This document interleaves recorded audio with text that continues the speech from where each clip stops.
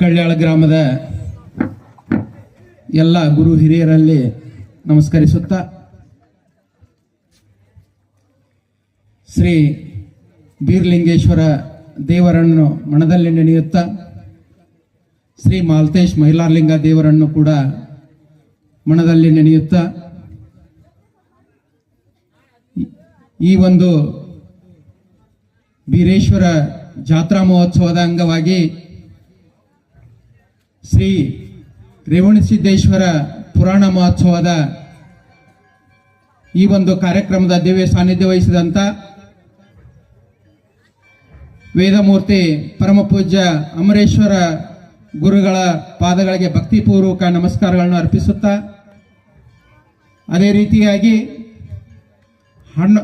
10 ದಿವಸಗಳವರೆಗೆ ಆದಿಗುರು ಶ್ರೀ ರೇವಣಸಿದ್ದೇಶ್ವರ ಪುರಾಣವನ್ನು ಉಣಬಡಿಸಿದ ಶ್ರೀ ಸಿದ್ದೇಶ್ವರ ಸ್ವಾಮೀಜಿ ಅವರ ಪಾದಗಳಿಗೆ ಭಕ್ತಿಪೂರ್ವಕ ನಮಸ್ಕಾರಗಳನ್ನು ಅರ್ಪಿಸುತ್ತಾ ಹಾಗೂ ಈ ಒಂದು ವೇದಿಕೆಯ ಮೇಲೆ ಆಸೀನರಾದಂಥ ಈ ಊರಿನ ಹಿರಿಯರು ಕಂಬಳಿಯವರಲ್ಲಿ ಕೂಡ ನಾನು ನಮಸ್ಕರಿಸುತ್ತಾ ಅದೇ ರೀತಿಯಾಗಿ ನಮ್ಮ ತಾಲೂಕಾ ಭಾರತೀಯ ಜನತಾ ಪಕ್ಷದ ಅಧ್ಯಕ್ಷರಾದಂಥ ಮಾರ್ತಣ್ಣ ಗೊರವರ್ ಅವರಿಗೂ ಕೂಡ ನನ್ನ ವಂದನೆಗಳು. ಅದೇ ರೀತಿ ಮುಷ್ಟಿ ಅವರೇ ಹಾಗೂ ನೀಲಪ್ಪ ಚಾವಡಿ ಅವರೇ ಹಾಗೂ ಬೆಳಗಾವಿಯಿಂದ ಬಂದಂಥ ಸೋಮಣ್ಣ ಅವರೇ ಹಾಗೂ ಕಳ್ಯಾಳ ಗ್ರಾಮದ ಎಲ್ಲ ಗುರು ಹಿರಿಯರೇ, ಅಕ್ಕ ತಂಗಿಯರೇ, ಅಣ್ಣ ತಮ್ಮಂದರೇ ಹಾಗೂ ನಮ್ಮ ಸಹೋದರಿಯಾದಂಥ ಮಾಜಿ ತಾಲೂಕು ಪಂಚಾಯತಿ ಸದಸ್ಯರಾದಂಥ ಲಕ್ಷ್ಮಕ್ಕನವರೇ ಹಾಗೂ ಎಲ್ಲ ಗುರು ಹಿರಿಯರೇ ಹಾಗೂ ಕಳ್ಯಾಳ ಗ್ರಾಮದ ಎಲ್ಲ ಮುದ್ದು ಮಕ್ಕಳೇ,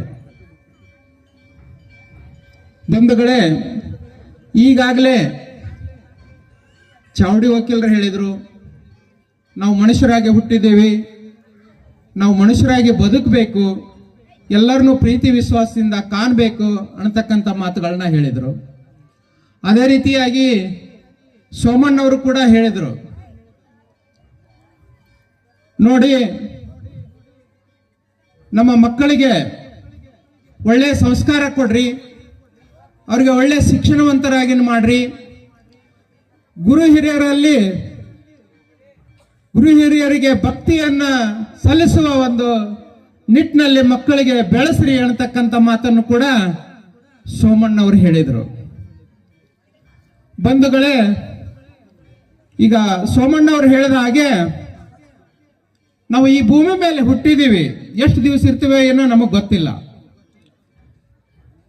ಇದು ಜೀವನ ನೀರ ಮೇಲಿನ ಗುಳ್ಳಿ. In depth of life is big zero.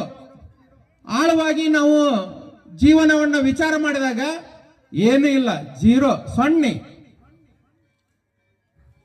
ಎಷ್ಟು ದಿವಸ ನಾವು ಈ ಭೂಮಿ ಮೇಲೆ ಇರ್ತೀವಿ, ಎಲ್ಲರನ್ನು ಪ್ರತಿಯೊಬ್ಬರನ್ನು ಪ್ರೀತಿ ವಿಶ್ವಾಸದಿಂದ ನಾವು ಕಾಣಬೇಕು. ಯಾವುದೇ ದ್ವೇಷವನ್ನು ಮಾಡಬಾರದು. ನಾವು ಯಾವ ರೀತಿ ಇರ್ತೀವಿ ಅವರು ನಮ್ಮ ಜೊತೆ ಅದೇ ರೀತಿ ಇರ್ತಾರೆ. ನಾವು ಏನು ಬಿತ್ತೀವಿ ಅದನ್ನು ನಾವು ಬೆಳಿತೀವಿ.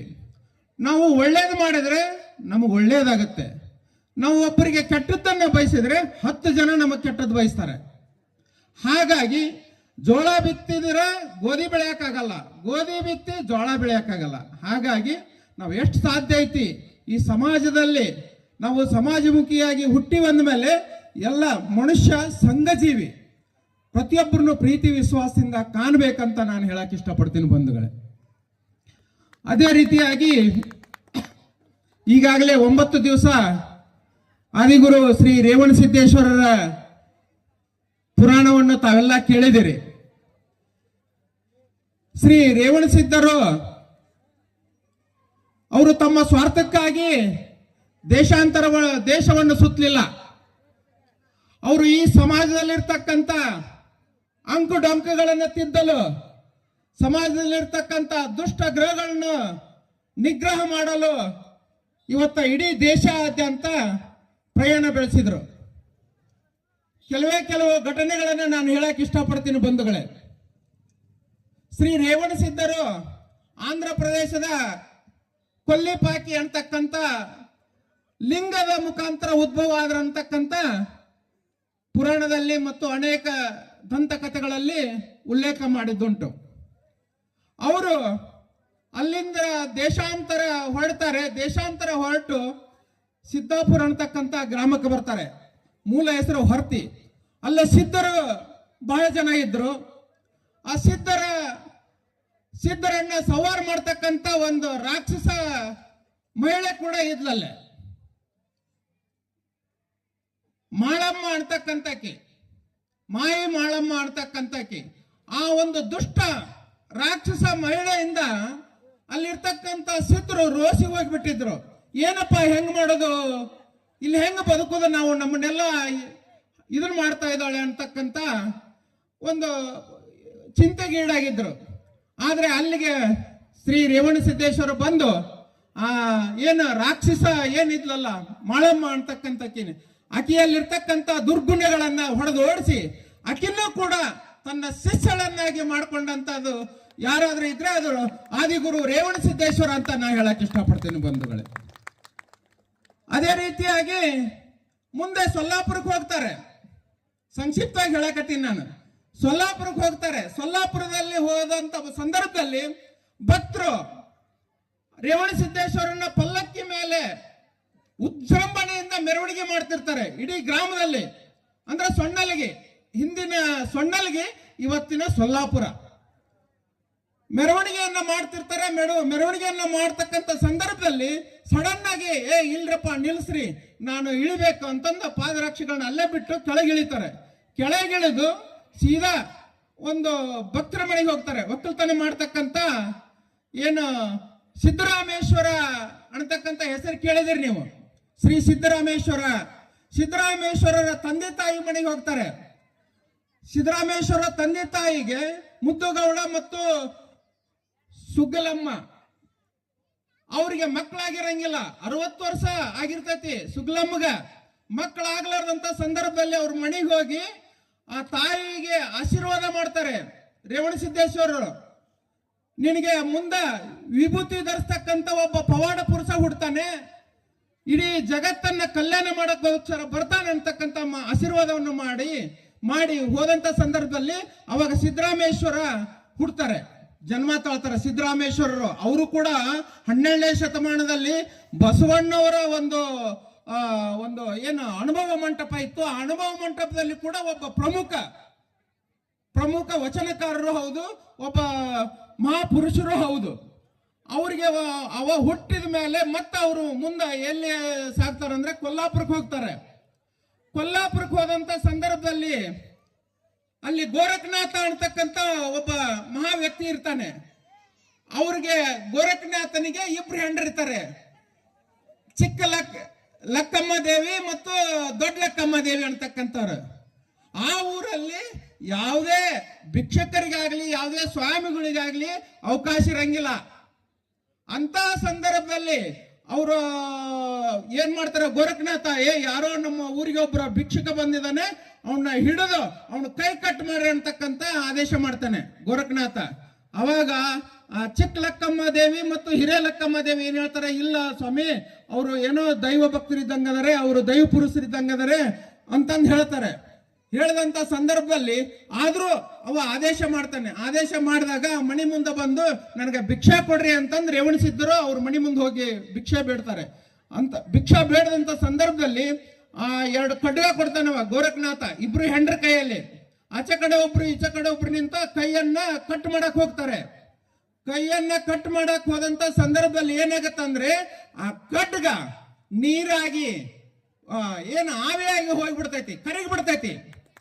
ಕರಗಿ ಅದು ಏನಾಗತ್ತಂದ್ರೆ ಗೋರಖನಾಥನಿಗೆ ಹೋಗಿ ತಾಗತ್ತದ. ಗೋರಖನಾಥಗ ಬೆಂಕಿ ಬೀಳ್ತೈತಿ. ಬೆಂಕಿ ಹತ್ತಿ ಅಯ್ಯೋ ನಾ ಸಾಯ್ತೀನಿ ಅಂತಂದು ಹೇಳ್ತಾನ ಗೋರಖನಾಥ. ಅವಾಗ ಏನು ಶ್ರೀ ರೇವಣಸಿದ್ದೇಶ್ವರ ಏನ್ ಮಾಡ್ತಾರಂದ್ರೆ ಅವನ ಕಮಂಡಲ್ನಲ್ಲಿರ್ತಕ್ಕಂಥ ನೀರನ್ನ ಚಿಮ್ಮಕಿಸಿ ಅವನಿಗೆ ಆಶೀರ್ವಾದ ಮಾಡ್ತಾನೆ. ಅವಾಗ ಮತ್ತೆ ಗೋರಖನಾಥ ಪುನರ್ಜನ್ಮವನ್ನ ತಾಳ್ತಾನೆ. ಪುನರ್ಜನ್ಮ ತಾಳಿದ ನಂತರ ರೇವಣಸಿದ್ದರ ಪವಾಡಗಳು ಅನೇಕ ಸಮಾಜದಲ್ಲಿರ್ತಕ್ಕಂಥ ಅಂಕುಡೊಂಕುಗಳನ್ನ ತಿದ್ದಲು ಅವರು ಏನಂದ್ರೆ ಶಿವನ ಭಕ್ತರು, ಸಾಕ್ಷಾತ್ ಶಿವನ ಭಕ್ತರು ಮತ್ತು ವೀರಶೈವ ಮತವನ್ನು ಮತ್ತು ಶಿವನ ಆರಾಧನೆಯನ್ನ ಮಾಡ್ಕೊಂತ ಇಡೀ ಜಗತ್ತನ್ನ ಸುತ್ತಿ ಅವರು ಈ ಲೋಕ ಕಲ್ಯಾಣ ಬರೇ ಹಾಲು ಮತಕ್ಕಷ್ಟ ಸೀಮಿತ ಅಲ್ಲ. ಅವರು ದಯವಿಟ್ಟು ತಪ್ಪು ತಿಳ್ಕೊಬೇಡ್ರಿ ಯಾರು. ಇಡೀ ವಿಶ್ವಕ್ಕೆ ಗುರು ಆದಂತವ್ರವರು. ಅವರು ಈಗೇನು ಪಂಚಪೀಠದಲ್ಲಿ ಕೂಡ ಅವ್ರದ್ದು ಒಂದು ರೇವಣಸಿದ್ದೇಶ್ವರ ಪೀಠ ಅಂತ ಪೂಜೆ ಮಾಡ್ತಾರೆ ವೀರಶೈವರು ಕೂಡ. ಬಂಧುಗಳೇ, ರಂಭಾಪುರಿ ಜಗದ್ಗುರುಗಳು. ಹಾಗಾಗಿ ನಾವು ಅವರನ್ನ ಅವರ ಒಂದು ಏನು ಅವರು ರೇವಣಸಿದ್ದರು, ಬೀರ್ಲಿಂಗೇಶ್ವರ, ಏಳುಕೋಟಿ ಮೈಲಾರಲಿಂಗ ಮತ್ತು ಕನಕದಾಸರು ಇವರೆಲ್ಲ ಯಾತಕ್ಕೋಸ್ಕರ ಬದುಕಿದ್ರು? ತಮ್ಮ ಸ್ವಾರ್ಥ ಏನಿಲ್ಲ, ಈ ಲೋಕ ಕಲ್ಯಾಣ, ಈ ಸಮಾಜ ಕಲ್ಯಾಣಕ್ಕೋಸ್ಕರ. ಎಲ್ಲ ಸಮಾಜದಲ್ಲಿರ್ತಕ್ಕಂಥ ಪಿಡುಗನ್ನು ಹೊಡೆದಾಕಲು, ಸಮಾಜದಲ್ಲಿರ್ತಕ್ಕಂಥ ಅಂಕುಡೊಂಕುಗಳನ್ನು ತಿದ್ದಲು ಅವರು ಇವತ್ತು ಅವ್ರನ್ನ ಯಾಕೆ ಈಗ ಸೋಮಣ್ಣ ಅವ್ರು ಹೇಳಿದ್ರು, ನಾವು ಯಾಕೆ ಅವ್ರನ್ನ ಪೂಜೆ ಮಾಡ್ತೀವಿ ಅಂದ್ರೆ ಅವರಲ್ಲಿ ನಿಸ್ವಾರ್ಥ ಇತ್ತು, ಅವರಲ್ಲಿ ಲೋಕ ಕಲ್ಯಾಣದ ಚಿಂತೆ ಇತ್ತು. ಹಾಗಾಗಿ ನಾವು ಅವ್ರನ್ನ ದಿನನಿತ್ಯ ನಾವು ಪೂಜೆ ಮಾಡ್ತೀವಿ. ಅದೇ ನಮ್ಮ ತಂದೆ ತಾಯಿ ಪೂಜೆ ಮಾಡ್ತೀವ? ದಿವಸ ಇಲ್ಲ. ಅವ್ರು ಹೇಳ್ದಂಗ ಅಮಾಸಿಗೊಮ್ಮೆ ಹುಣ್ಣಿಗೊಮ್ಮೆ ಪೂಜೆ ಮಾಡ್ತೀವಿ. ಯಾಕಂದ್ರೆ ನಮ್ಮ ತಂದೆ ತಾಯಿಯಲ್ಲಿ ಸ್ವಾರ್ಥ ಇತ್ತು. ನಮ್ಮ ಮಕ್ಕಳು ಚೆನ್ನಾಗಾಗಬೇಕು, ನಾವು ಹೊಲ ಹಿಡಿಬೇಕು, ನಾವು ಮನಿ ಮಾಡ್ಬೇಕು ಅನ್ನುವಂತ ಉದ್ದೇಶ ಇದ್ದಿರೋದ್ರಿಂದ ಅವ್ರಿಗೆ ತಿಂಗಳಿಗೊಮ್ಮೆ, ಅಮಾಸಿಗೊಮ್ಮೆ, ಹುಣ್ಣಿಗೊಮ್ಮೆ ಪೂಜೆ ಮಾಡ್ತೀವಿ. ಹಾಗಾಗಿ ದಯವಿಟ್ಟು ತಮ್ಮೆಲ್ಲರಲ್ಲಿ ನಾನು ವಿನಂತಿ ಮಾಡ್ಕೊಳ್ಳೋದೇನೆಂದ್ರೆ, ಯಾರನ್ನೂ ದ್ವೇಷ ಮಾಡಕ್ ಹೋಗ್ಬೇಡ್ರಿ, ಎಲ್ಲರನ್ನೂ ಪ್ರೀತಿ ವಿಶ್ವಾಸದಿಂದ ಕಾಣ್ರಿ. ಇವತ್ತಿನ ಕಾಲದಾಗ ಹೆಂಗೈತೆ ಅಂದ್ರೆ, ಅಣ್ಣನ ಕಂಡ್ರೆ ತಮ್ಮಗಾಗಂಗಿಲ್ಲ, ತಮ್ಮನ ಕಂಡ್ರೆ ಅಣ್ಣಗಾಗಂಗಿಲ್ಲ, ತಂದೆ ತಾಯಿ ನೋಡ್ಕೊಳಂಗಿಲ್ಲ. ಇಂಥ ಒಂದು ಪರಿಸ್ಥಿತಿ ಇವತ್ತ ಸೃಷ್ಟಿ ಆಗೈತಿ. ಅದನ್ನೆಲ್ಲ ಬಿಡ್ಬೇಕು. ಇವತ್ತ ನಮ್ಗೆ ತಂದೆ ತಾಯಿ ಅಂದ್ರೆ ಅವರೇ ನಮ್ಮ ದೇವ್ರು. ತಂದೆ ತಾಯಿನ ಯಾರು ಗೌರವ ಕೊಡ್ತಾರ, ಯಾರು ಗುರು ಹಿರಿಯರಿಗೆ ಗೌರವ ಕೊಡ್ತಾರ, ಅವರು ಸಮಾಜದಲ್ಲಿ ಎತ್ತರಕ್ಕೆ ಬೆಳಿತಾರೆ. ಆ ಭಗವಂತ ಅವರಿಗೆ ಎಲ್ಲ ಕೃಪಾ ಕಟಾಕ್ಷವನ್ನು ಮಾಡ್ತಾನ ಅಂತ ಹೇಳಿ ಈ ಸಂದರ್ಭದಲ್ಲಿ ನನಗೆ ಮಾತಾಡ್ಲಿಕ್ಕೆ ಅವಕಾಶ ಮಾಡಿಕೊಟ್ಟಂತ ಎಲ್ಲ ವೇದಿಕೆ ಮೇಲೆ ಇರ್ತಕ್ಕಂಥ ಎಲ್ಲ ಪರಮ ಪೂಜ್ಯರಿಗೆ, ಎಲ್ಲ ಗಣ್ಯರಿಗೆ ಹಾಗೂ ಕಳ್ಳಾಳ ಗ್ರಾಮದ ಎಲ್ಲ ಗುರು ಹಿರಿಯರಿಗೆ ಮತ್ತು ತಾಯಂದಿರಿಗೆ ವಂದಿಸಿ ನನ್ನ ಮಾತನ್ನ ಮುಗಿಸುತ್ತೇನೆ. ಜೈ ಹಿಂದ್, ಜೈ ಭಾರತ್ ಕರ್ನಾಟಕ.